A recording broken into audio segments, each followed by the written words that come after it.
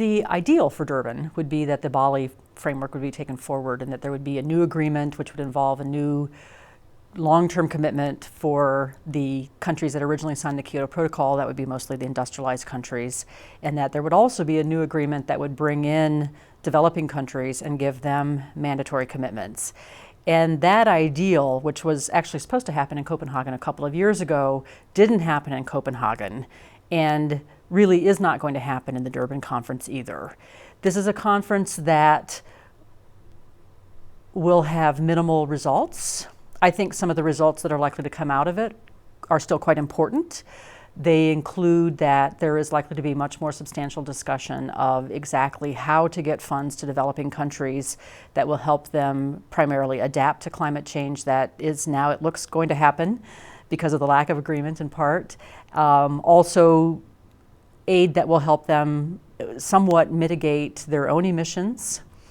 And that's already been agreed to, the idea that there will be funds for those countries.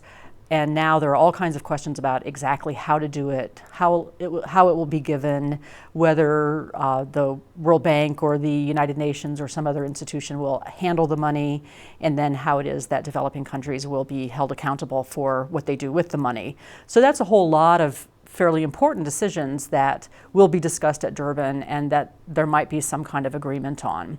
Beyond that, I think we're really in a holding pattern. The major economies, that's a number of the world's largest economies, including all of the large emitters, met last week in the United States, and I'm afraid that they basically agreed that they were all waiting for each other to act. And as long as they're all waiting for each other to act, I don't think that we can expect to get a major agreement that will put major emitters like the US and China in particular actually on the route to mandatory reductions. In the absence of that, the other thing that I look forward to at Durban is hearing more about the things that countries are doing, because increasingly the most important things being done on climate change are not the things that are formal agreements at the international level, but there is a fair amount of activity going on at subnational levels or by national governments that's not part of an international agreement, and many countries will be talking about those things, and it will be interesting to hear what of that is being done. Part of the challenge here, and this is true for any collective action problem, is creating a sense of the common wheel, a common sense of identity across all the actors. I mean, it's usually said that in a collective action problem what you want is a kind of Hobbesian Leviathan to step in and coerce everybody into cooperating. But actually what we usually do is a combination of sticks and carrots. Sure, you have some coercion, but there's a terrific amount of moral suasion and identity building too.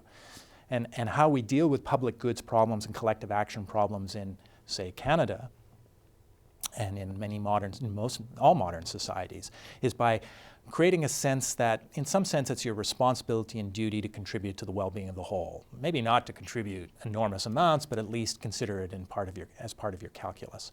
And one of the challenges we face today is no common sense of humankind, of humanity. Everybody's pulling in their own directions and still very much rooted in the national identities and their ethnic and religious identities, their civilizational identities, if you want to use Sam Huntington's language.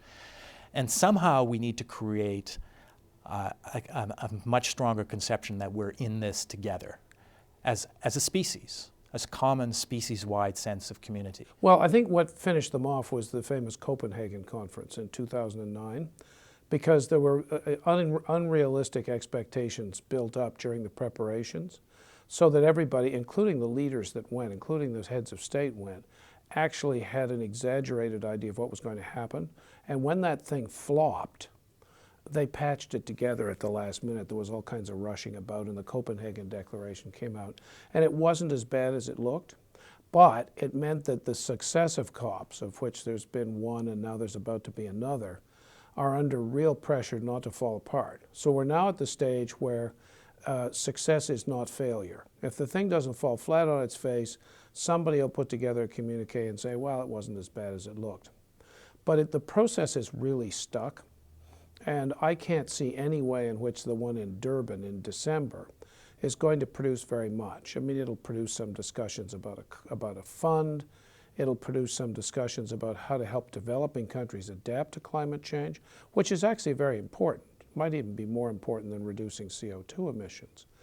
But the big deal, the deal that actually gets countries to do something about carbon dioxide emissions, isn't going to happen at these COPs.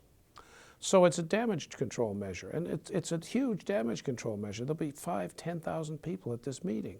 They'll all be scurrying around talking about things. And at the end of the day, it won't do very much.